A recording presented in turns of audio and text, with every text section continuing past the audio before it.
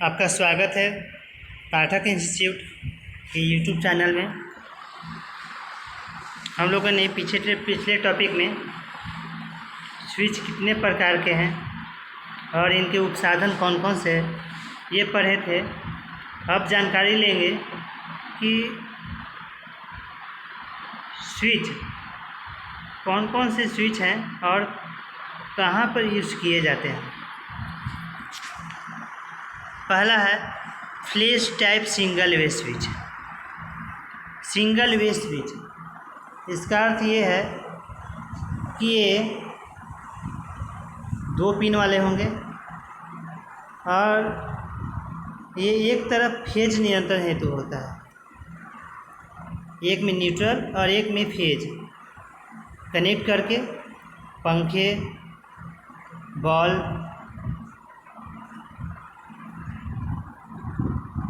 को कंट्रोल कर सकते हैं। ये 5 एम्पियर और 16 एम्पियर तक के स्विच में आते हैं।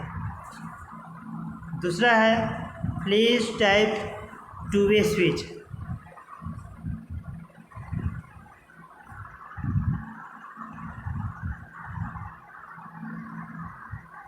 ये 2 वे स्विच 3 पिन वाले आते हैं, एक में न्यूट्रल, एक में फेज और एक में लोड डालेंगे। इसमें 2 तरफ से नियंत्रित करने के लिए वायरिंग का प्रयोग किया जाता है। यह सीढ़ियों पर उपयोग किया जाता है।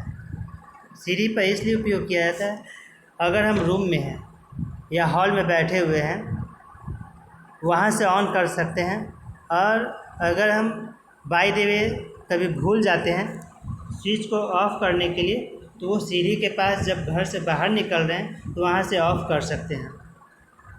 तीसरा है intermediate switch.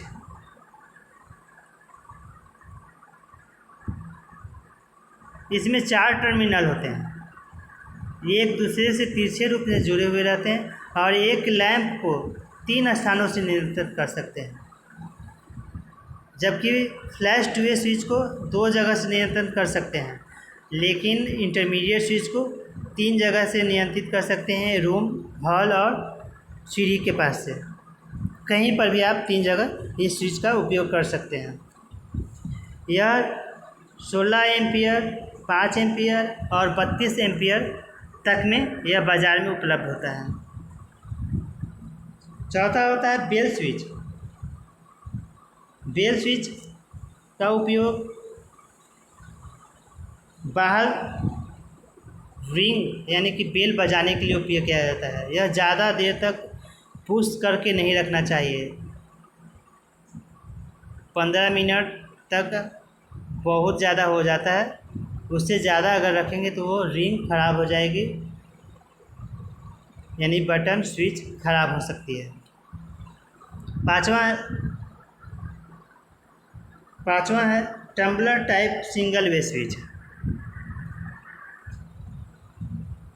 Tumbler type single way switch यह एक स्विच एक तरफ से फेज को नियंत्रित करता है। एक तरफ से फेज यानी कि सिंगल फेज से ही यह चलेगा, इसमें भी न्यूट्रल जलेगा और उसमें पंखा या बल्ब का कोई एक कनेक्शन करके इसको ऑन ऑफ कर सकते हैं। छठा है बेड स्विच। बेड स्विच यानी लटकाने वाला स्विच है। यह बिस्तर या पलंग के पास यानी जहाँ पर हम सोते हैं वहाँ पर बेड स्विच का प्रयोग कर सकते हैं, ताकि जब हम सोने के लिए जाएं या जब उठ रहे हैं तो उस लाइट को वहाँ से ऑफ कर सकते हैं।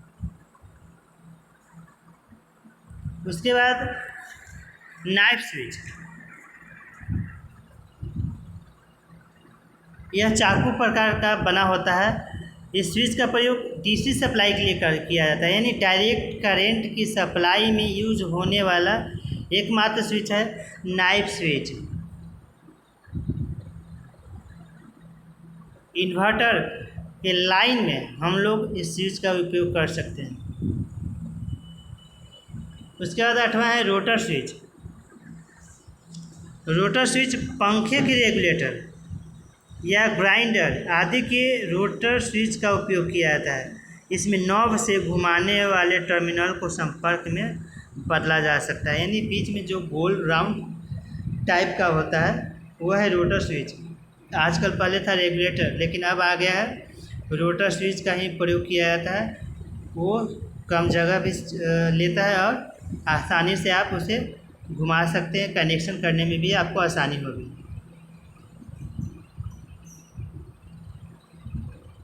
इसके बाद अगला स्विच है स्लाइड स्विच। यह उपयोग किया जाता है रेडियो ट्रांजिस्टर के बैंड में या टॉर्च में। जैसे टॉर्च को ऑन ऑफ करने के लिए स्लाइड स्विच का प्रयोग किया जाता है। रेडियो में भी ऑन ऑफ करने के लिए स्लाइड स्विच का दिया हुआ रहता है, यानी कि रेडियो और टॉर्च में स्लाइड स्विच का प्रयोग कर सकते हैं। फिर है टम्बलर टाइप स्विच। यह दो तरफा फेज को नियंत्रित करता है, यानी कि दो फेज को नियंत्रण करने वाला टम्बलर स्विच है। यह टर्मिनल आपस में मिले होते हैं, दो तरफा टर्मिनल होता है जो एक दूसरे के दो फेज टर्मिनल को सप्लाई तार से परिपथ के अनुसार जोड़ा जाता है, यानी कि जितने आपको कंट्रोल करने के लिए पंखे हो या लाइट्स हो, कितने टर्मिनल से जोड़ना है वो टम्बलर स्विच की तरफ से प्रयोग कर सकते हैं। इसमें नॉब, स्प्रिंग, टर्मिनल, स्क्रू और ब्रेकेलाइट का बेस बना होता है। कितने बेस बने होते हैं इसमें? एक नॉब होता है, स्प्रिंग होता है, टर्मिनल होते हैं यानी कि जोड़ जहाँ से पॉइंट को जोड़ सकते हैं, स्क्रू होता है यानी कि नट होता है, और बेकेलाइट का स्विच बना होता है। बेकेलाइट यानी कि जो चालक के रूप में होता है और इससे आपको करंट नहीं लगेगी। फिर है आईसीडीपी स्विच। आईसीडीपी स्विच इसका फुल फॉर्म होता है आइसोफेज बस डक्ट। आइसोफेज बस डक्ट। यह 16 एम्पियर या 32 एम्पियर तक के स्विच में आते हैं और यह कितना वोल्टेज लेगा? 240 वोल्ट। अगर इससे ज़्यादा वोल्टेज आएगा तो आपका वो फ्यूज जल सकता है। इसके अंदर में किटकेट फ्यूज यानी कि जो चीनी मिट्टी का बना होता है, किटकेट फ्यूज का नाम क्या है? चीनी मिट्टी के फ्यूज का क्या नाम है? KitKat fuse. यह फ्यूज रिवाइलेबल होते हैं, यानी कि निकाल सकते हैं, ऑन ऑफ इससे किया जा सकता है। एक हैंडल के द्वारा नाइफ स्विच को आकृति के कनेक्ट ऑन ऑफ किया जाता है, यानी कि इसके बगल में एक हैंडल दिया हुआ रहता है जो आइसोलेटेड होता है ताकि आपको उससे करंट ना लग सके, उससे हम ऑन या ऑफ यानी कंट्रोल कर सकते हैं। अभी वर्तमान में डीपी मेन स्विच अधिक प्रचलन में है, यानी कि direct plug switch. ICDP switch main switch iron covered होने के कारण यांत्रिक रूप से सुदृढ़ है, यानी कि सबसे पहले आपको बता चुके हैं कि इसमें क्या होता है, बेकेलाइट का आयरन बेस बना होता है, यानी कि जब बेकेलाइट का और चालक का बना होगा तो क्या होगा, उसमें आपको करंट नहीं लगेगी।